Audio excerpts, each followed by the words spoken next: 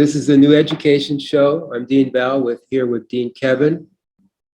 Today we're going to have a couple of interesting talks and discussions. One is on the outdoor forest school. I'm just curious about all the schools around the world that are immersing the kids into the environment and helping them to see what's going on with that.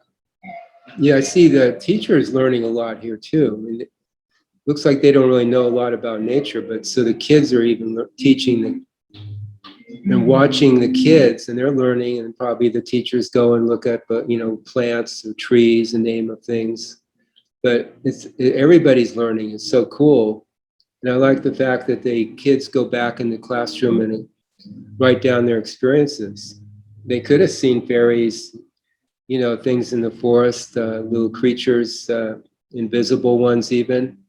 And if they're encouraged to write those down, their experiences with that and with other things that they've learned, it's so cool, because it's really learning something that makes sense because they're in the environment that supports them. So I see it as very important, these kind of schools, to open the kids up to something more than just the literalized educational system that we have. So there's so much to this.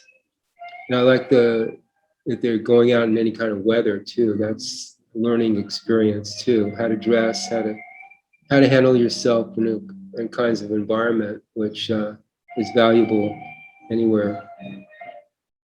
So Kevin, what did you see? Any comments to this? With a lot of these videos that we've been showing on these Zoom calls where they're out in the woodlands and in the environment, I mean, it just it gives the children an opportunity to consider that which they probably generally don't. As they mentioned in the video, most children tend to be pretty much wrapped into their computer games and their cell phones, and very few children probably even consider the natural environment or even give it much thought or focus or attention whatsoever. So these such programs in operation in these schooling systems will then have a focus diverted from all the black magic technology to more the natural environment. And of course, the natural environment is that which is represents the years in creation as that which supports us. And so, which is, of course, then the first step, and the step beyond that would be then recognizing the years that the natural environment then represents. And like they were saying in the video, it does stimulate the imagination. And of course, as we know, all the schooling systems are designed just as an indoctrinating centres to lock all the children into just literal considerations to ensure they're very one-dimensional, that they don't focus on anything other than literal ideas that the controllers are creating and bombarding them with, which then has them considering or even put any focus or attention on anything other than the one-dimensional literal arena, or they then have very little awareness any of the other dimensional aspects of themselves or the creational dimensional realms that spin off as the effects from the other aspects of themselves. And they certainly, in those schooling systems, would there be any ever mention, of course, of the guides or the real universes or the years? I mean, that's a given, of course, with the school systems designed to control everybody and keep everyone one-dimensional and trapped in creation as agreeable slaves to bolster and support the controllers and the systems, and ultimately the simulator that they want in accordance to their design, which can only be so, of course, if they have agreements to do it. So the standardized school systems are obviously a main part of that agreement, and so they want the children in there as young as and early as possible, to get them absorbed into the consciousness. And because I've heard, recently, as time has gone by, they're bringing children into the schooling system at an earlier and earlier age, and hearing they want to bring them in at the ages of 1 and 2 and all sorts now. So they obviously realise they want to get them in as quickly as possible and get them one-dimensional and such. And of course, I mean, the whole idea of being in creation is primarily it's all about survival and being in balance and in equilibrium with the natural environment that supports us. And of course, all the schooling systems are just not only keeping people locked in creation, but also they're preparing them to be part of the systems of the world which are destroying the natural environment, and with absolutely no life skills or anything regarding self-sufficiency through the standardized school systems. Well, naturally then all the children who come out the other end are completely dependent then on the system and how it's structured. They wouldn't have the ability or the skills to be able to do as the indigenous people once did, which is pretty much survive in the natural environment, in the environment they happen to find themselves. And so these programs in these schooling systems are quite valuable for that, because it does teach the children self-sufficient skills. As we saw in the video, they were lighting fires and such, and you can guarantee that the vast majority of the standardized children in the school systems would not know how to make a fire. And it was quite interesting as well, as they said, the individuals who were perhaps quite shy or had not quite so socially adept as some of the other children, once they were in the natural environment, it's almost like they forgot themselves and became more open and more sort of communicative. And again, I mean, when it comes to personality traits or how people have designed their consciousness to sort of the way that they are in regards to their social acumen, I mean, that is designed according to how they have decided to construct it, and that may stem from previous lifetimes, etc. But with these school systems, if they lock you into the personal self, which they will, because it's very literal, then you're very much going to sit in that consciousness and be that which you have then constructed it, how you have constructed it, including your personality and again your social and your social abilities. And so when you take children into an environment where more their imagination is stimulated, they're then moving their awareness out of their consciousness. They're almost like putting aside their personal self and however it is. And but yeah, I mean, the imagination, of course, is one step away then from the real awareness, because the imaginative body, of course, is also the ethereal body, which is the intuitive part, which is the closest aspect of the personal self to the real awareness. And so it's very easy then to make the transition, or at least make the connection to the real awareness more so if you're operating from the ethereal imaginative body than if you were stuck in the literal mind or even with the emotions. And so, as I said, children then can move out of their personal self-consciousness more so when they are stimulating the imagination. They can forget themselves or their personal self or however they have constructed it. And so children that are shy will literally be forgetting or not even considering their shyness, very much open up. And they also mentioned in the video how in today's society there's an over-emphasis on cleanliness, and every germ and every thing has to be zapped with all these chemicals and sprays and such.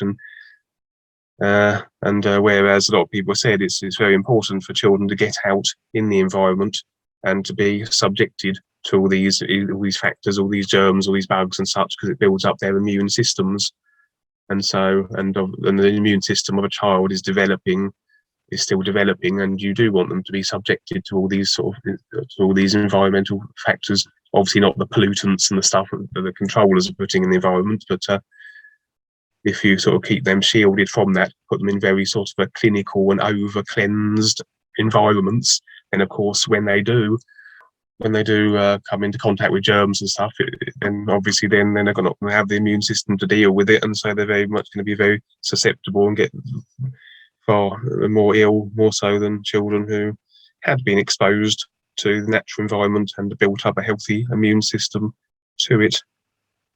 And yeah, and of course it's nice to get them out of the school as well, because most schools are completely immersed and encased in the 5G Wi-Fi fields, so it gets them out of that for a while. And of course, ultimately they're going to encase the whole world in this stuff, but for the time being, the natural environment places, the woodlands, etc., still represent a place you can go aside from that. And yeah, that's what I'd say in regards to that. No, that's good. You had a lot of good viewpoints there. I'm going to give it over to you with the with what you've got to share today, and then but go ahead and talk about what you had to share today. This article is about far infrared healing.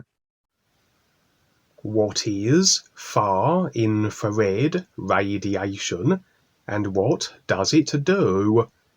Far infrared rays are energy waves, invisible to the naked eye, which penetrate the surface of the skin, gently elevating the body's surface temperature while activating our systems and functions.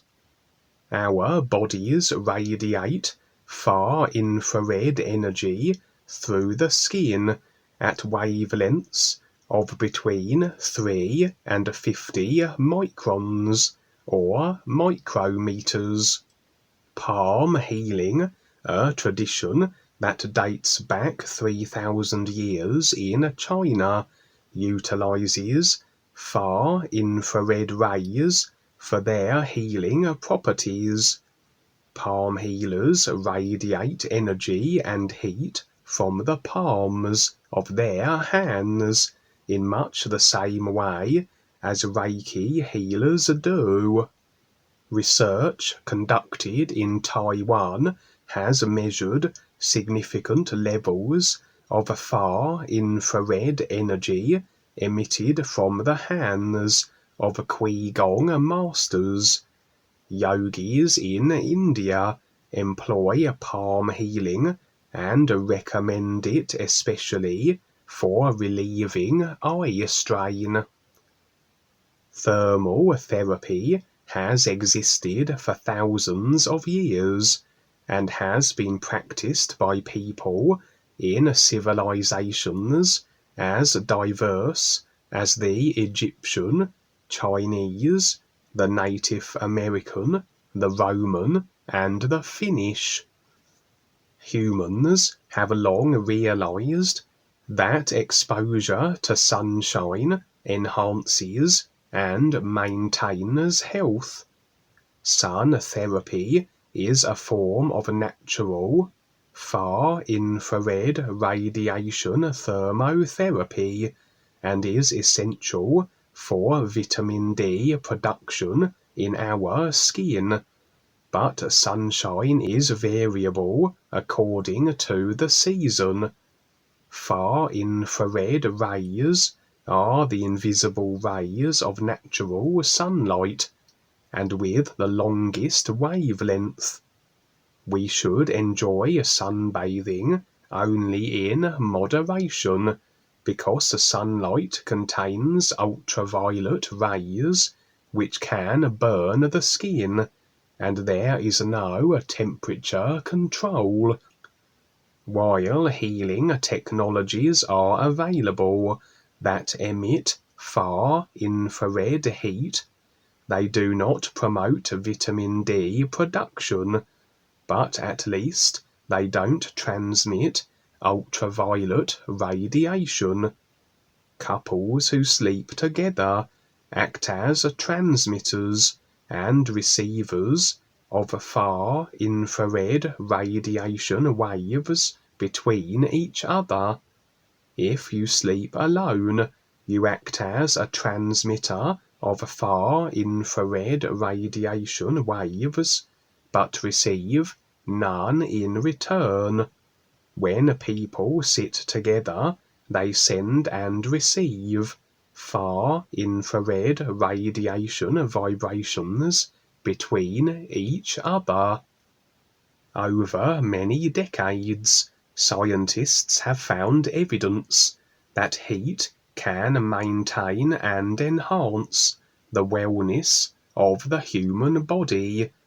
They have researched and developed more effective forms of thermal therapy that target specific areas and enable deep heat penetration.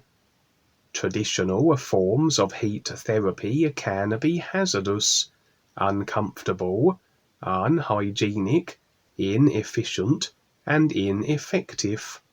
Saunas, for example, create extremely high temperatures, causing heat stress, which can have detrimental effects on health, especially for people who have challenging heart conditions or must sustain their blood pressure.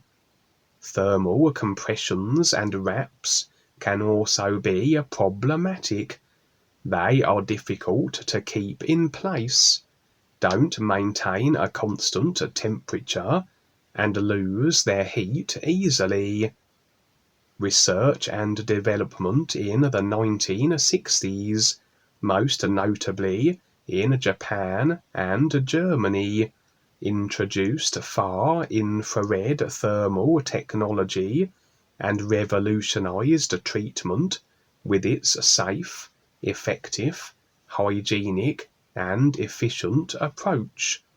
There are now numerous health and medical professionals who use heat therapy technology in rehabilitation, in treating physical problems, including sports injuries, and in detoxification. There are also professionals who provide heat therapies for animals.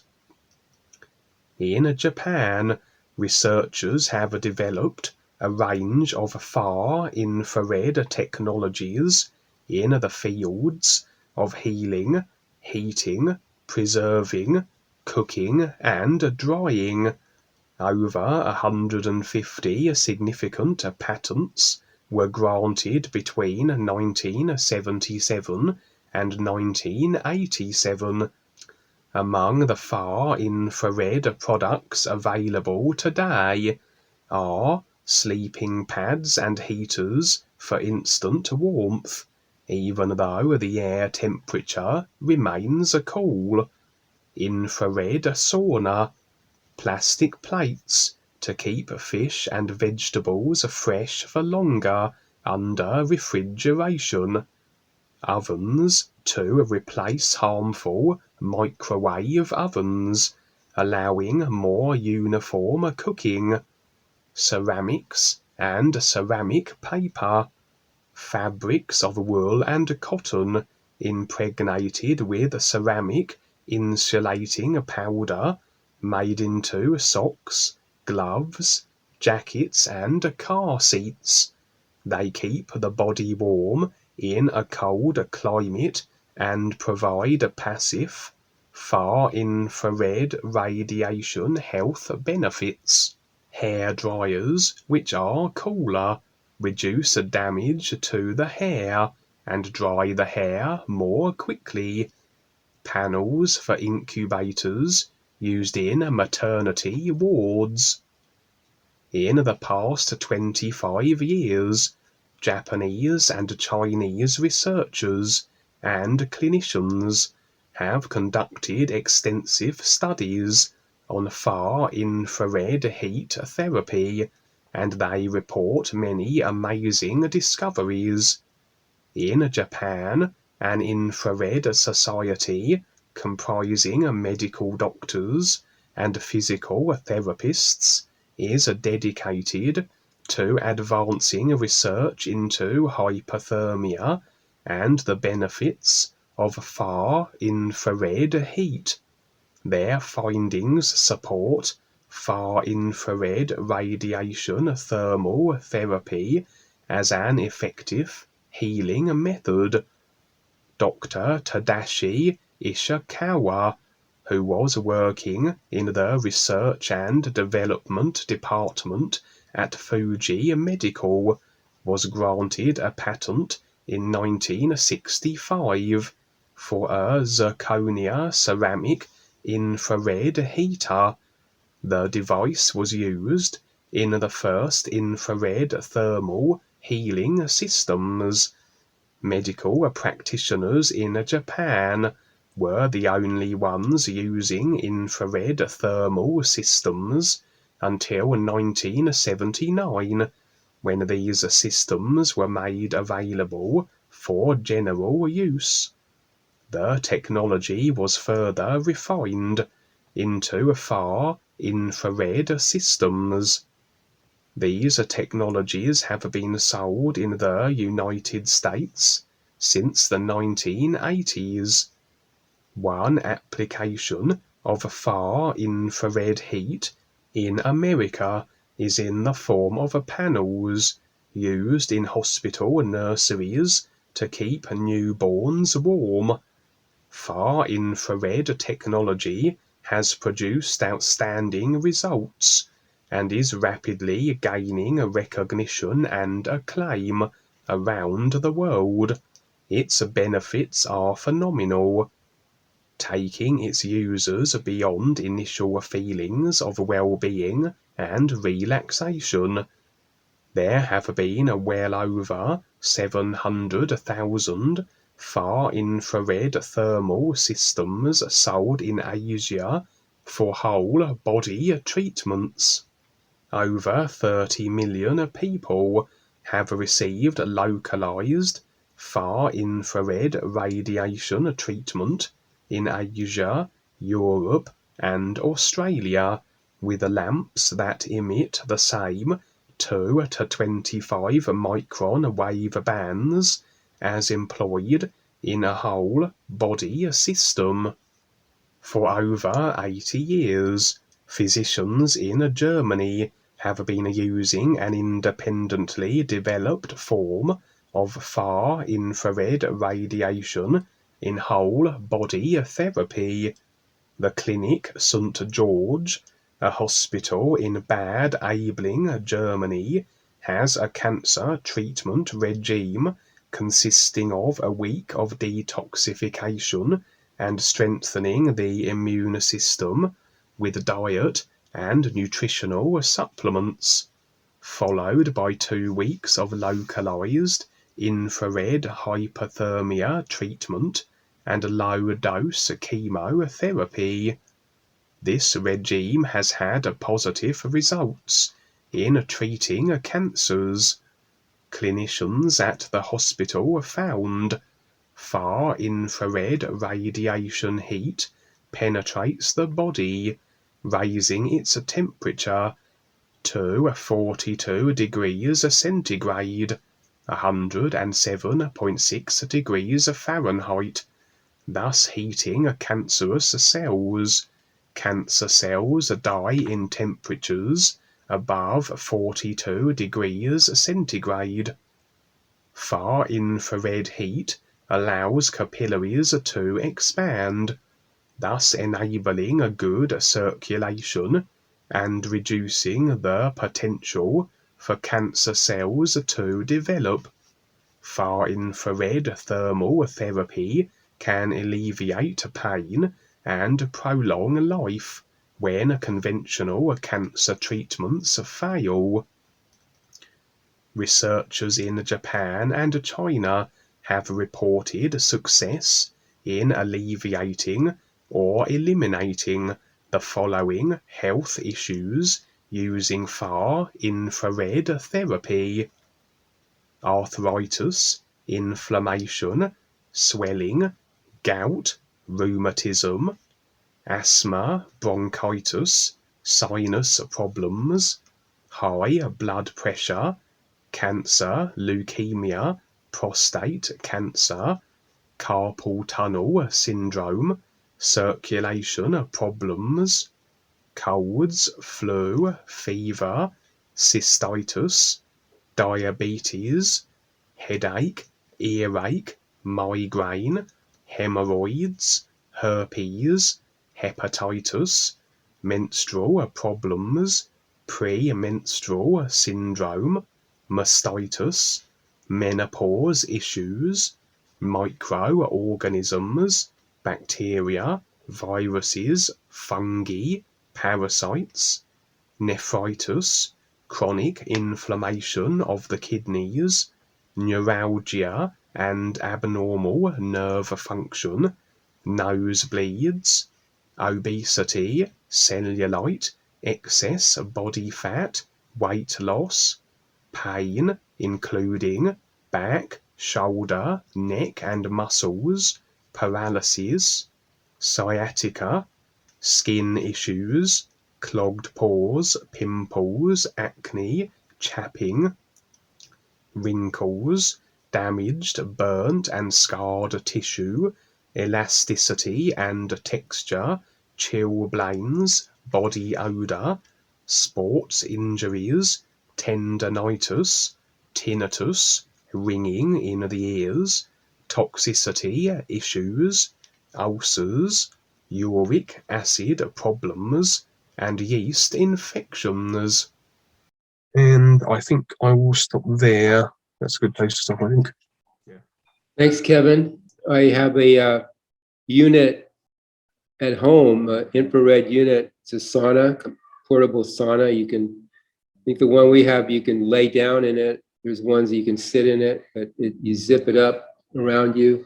Your head's out, but everything else is being exposed to infrared. It's a, you sit in there for 10, 15 minutes or more, actually.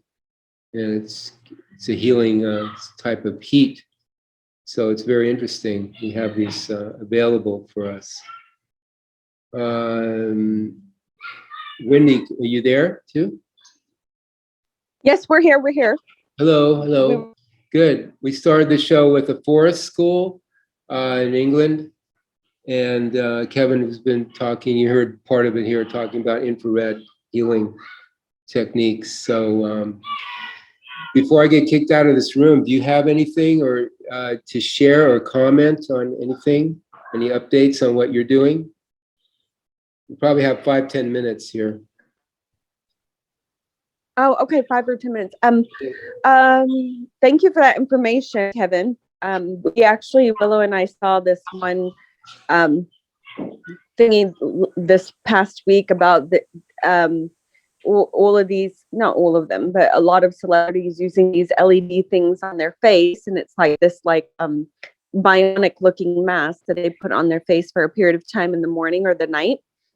And so we were watching a little video about that because the video was about the most expensive products that most consumers cannot afford, but that most celebrities do afford and that they have in their daily regimen. So thank you for that information. It kind of tied into something we saw this week. This past week, we focused a little bit on gathering some information about time travelers and time traveling in general, just about that. It was fun to just dabble in it a little bit and just bring it to our forefront, just for fun. Just one of them had come across our little realm of influence, and then we thought, well, let's expand on this. If there's one coming out saying that he's from the year 8645, and one is coming forward and saying that he's from the year 2045, and just a lot of years that they're coming from, and some of the things that they'll say, and just looking at some of the time traveler whole bit. I was going to ask Wendy, if you can hear me, you're invited to the movie review shows with your kids. They'll be interesting to see their viewpoint. If you can get on 10 o'clock tomorrow, we have, we're reviewing the Devil's Advocate with Al Pacino. Oh yeah, there you are. That's fun. I actually haven't seen it in, gosh, a long time. So I'll sit where I watch it tonight. Thank you for inviting us. Yeah, that'd be fun to have you guys on with that, because you have the kids' viewpoint on that, how they see it. And this is a very good one. I mean, there's a whole lot to this movie, a whole lot here with how the Cal or the forces, play both sides, good cop, bad cop, and just all the things involved with that. So let's do the NUUU. And thank you again, everybody, for being here. NUUU. Wendy? Wendy's gone. Kevin?